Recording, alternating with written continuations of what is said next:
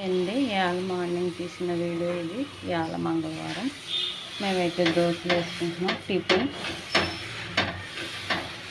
మా పెద్ద బాబుకి అయితే దోశలు చాలా ఇష్టం అండి.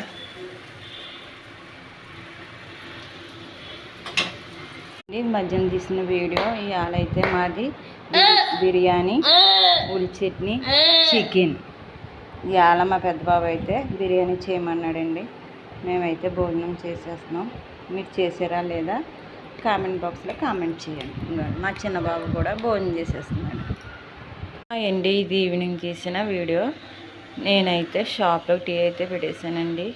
ఈవినింగ్ టీకి ఇది అండి. ఈ టీ అయితే మా ఆయనకి, నాకు, మా అమ్మగారికి.